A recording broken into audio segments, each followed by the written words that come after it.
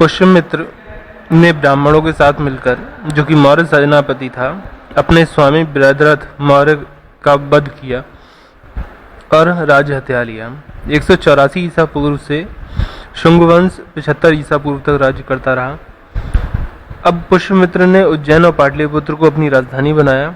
स्वतंत्र हुए राज्यों को वापस लाने का प्रयत्न किया। अपने पुत्र अग्निमित्र को अवंती का शासक बनाया। उसने संचालन में कूटनीति से विदर्भ विजित किया और फिर सियालकोट को भी विजित किया।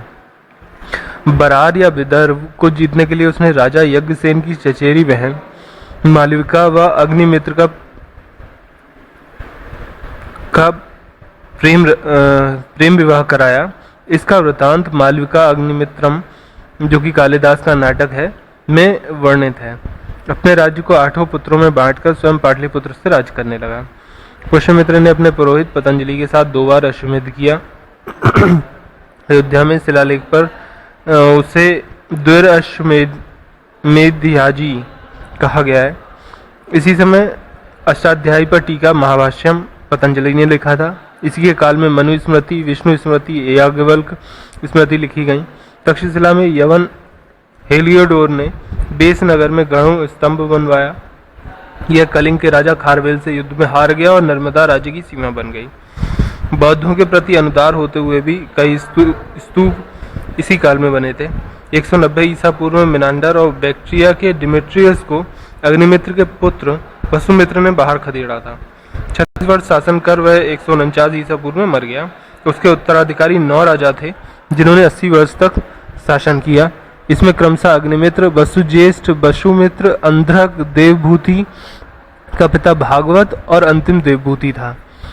अग्निमित्र का शासनकाल 149 से 141 ईसा माना जाता है। पिता के काल में विदिशा का गोप्ता या सूबेदार था। विदिशा अब का भिलसा नाम का शहर है। बाद में विदिशा ही उसकी राजधानी बना। देवभूति ने 185 से 73 ईसा पूर्व तक शासन किया था। वह चरित्रहीन और अयोग्य था, अतः उसके मंत्री कर्ण ने उसे मारकर कर्ण वंश की स्थापना की। पुष्यमित्र के समय में बरहूत स्तूप बना था। इसी काल में अमरावती स्तूप, कई विहार, बौद्ध मठ, चैत्य और पूना में स्तूप बने थे। कर्ण वंश ने 73 से 28 ईसा पूर्व तक राज्य किया। यह भी ब्राह्मण वंशी थे।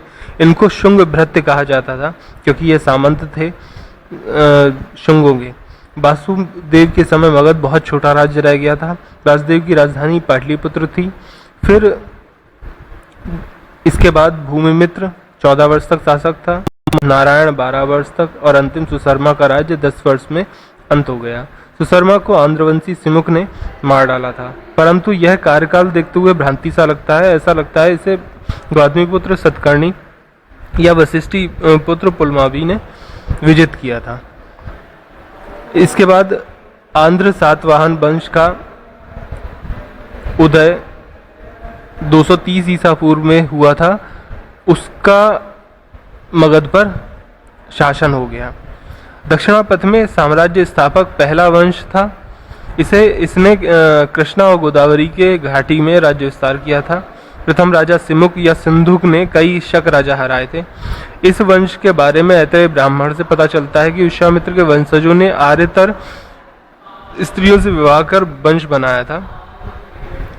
चंद्रगुप्त मौर्य के काल में यह संगठित थे। इनकी राजधानी श्री काकुलम थी, जबकि बिंदुसार के काल में मगध के अधीन रहे। पुनः अशोक के बाद स्वतंत्र हो गए। कर्ण के काल में राज्य विस्तार किया। सिमुक की राजधानी प्रतिष्ठान या पैठन थी। उसने राजसूय व अश्वमेध यज्ञ किए थे। बौद्ध और जैन मंदिरों का निर्माण करवाया।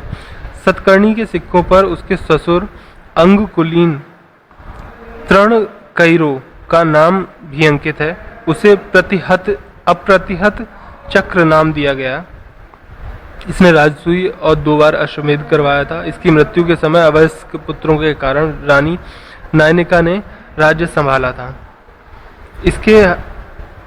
इसके बाद गौतमीपुत्र सतकर्णी ने संगठित सेना के साथ अवंती, सौराष्ट्र, महाराष्ट्र, मध्य प्रदेश राजपुतानों को जीता और महाराष्ट्र में शक और पार्थियनों को हराया। इसके बाद दक्षिण आंध्र व चोल पर वशिष्ठी पुत्र पुलमावी ने विजय प्राप्त की। इसके समय में ही माना जाता है कि मगध सातवाहन साम्राज्य में आया था।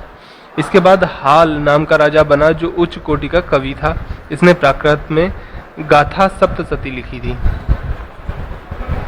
पुलमावी के अन्य उत्तराधिकारी शिवसी सतकर्णी ने शक क्षत्रप रुद्रदामन की पुत्री से विवाह किया तथा अमरावती के बौद्ध स्तूप का पुनरुद्धार करवाया। महेंद्र को ग्रीक सैन्यता में मंबर कहा गया है।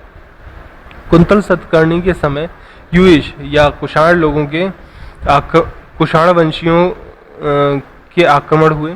शक लोग कंबोज की तरफ भागने लगे, अतः आक्रमण और बढ़ने लगे। इसके समय में युइश लोगों के युइश जाति के 5 छोटे जनपदों को एक सूत्र में कुषाण राजा ने बांधा था।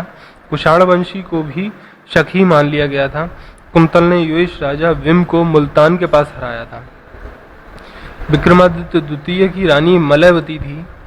सातवाहन प्राकृत भाषी थे जबकि रानी संस्कृत भाषी थी, अतः इसके लिए अमात्य सर्ववर्मा ने कातंत्र व्याकरण लिखी जिससे संस्कृत सीखने में विक्रमादित्य को मदद मिली तथा पुरस्कार में भरुकच सर्ववर्मा को दे दिया गया था। इसी के समय वात्सायन ने कामसूत्र लिखा। इसी के राजदरबार में गुणाख्य था जिसने प्राकृत में बृहत कथा लिखी। अब यह उपलब्ध नहीं है। इसका सार सोमदेव लिखित कथा सरित सागर उपलब्ध है। इसके बाद सुंदर सतकर्णी ने 1 वर्ष, फिर वशिष्ठिपुत्र पुलमावी द्वितीय ने 4 वर्ष राज्य किया। अंतिम राजा यज्ञश्री सतकर्णी को माना जाता है जिसने गुजरात, सौराष्ट्र और दोबारा शकों से छीना था। समाज इस समय मात्र सत्तात्मक था। भाषा जो कि आधिकारिक भाषा थी प्राकृत थी, लिपि ब्राह्मी थी। इसी काल में कार्ले का चैत्य, अजंता एलोरा की गुफाएं, अमरावती कला जन्मी और नागार्जुन घोड़ा बना। इसके काल में चांदी, तांबे, सीसा, पोटीन और कांसे के सिक्के चले। ब्राह्मणों को भूमि अनुदान की प्रथा इन्हीं की दी हुई थी। सातवाहनों के उत्तराधिकारियों में महाराष्ट्र में आभीर आ चुके थे, विदर्भ में बाकाटक आ गए, उत्तरी कियरा में कुंतल सतकर्णी का ही राज्य रहा, आंध्र में इक्ष्वाकु वंश आ गए और दक्षिण पूर्व में पल्लव आ चुके थे।